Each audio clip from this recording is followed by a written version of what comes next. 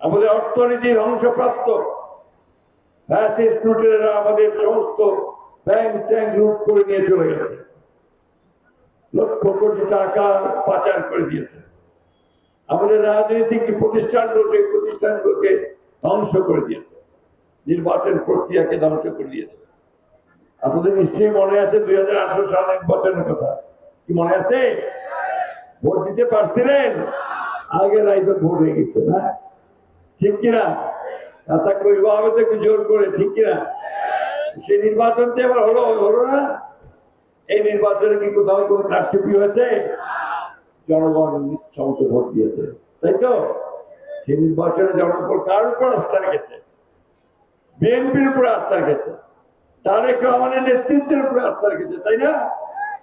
কি ঠিক কিনা? এবং 2/3 বেশি আসনে ভোট দিয়ে জয়যুক্ত করেছে, 213টা আসনে, তাই না?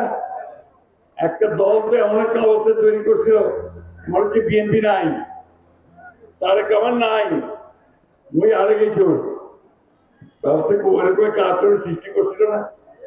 আল্লাহর কি অশেষ রহমত দেখেন যে মানুষ ভাবে এক হয় আরেক, সেই ভোটে মানুষ আমাদেরকে ভোট দিয়ে নির্বাচিত করে।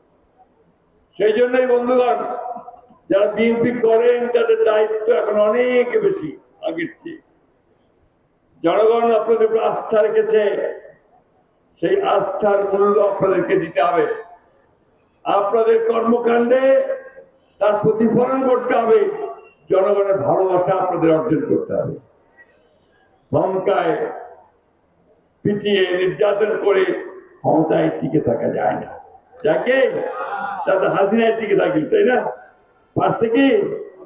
পারা গেছে, এমন পরাণ পড়াইছে আরো শিবা পড়া, শুধু একা নয়, তার সাঙ্গ পাঙ্গ নিয়ে পড়াইছে।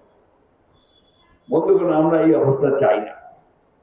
আমরা বাংলাদেশে একটা সুন্দর, সুষ্ঠু, সহনশীল গণতান্ত্রিক রাজনীতি চাই।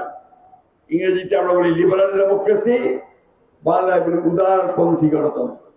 সেই গণতন্ত্রকে আমরা এখানে প্রতিষ্ঠা করতে চাই।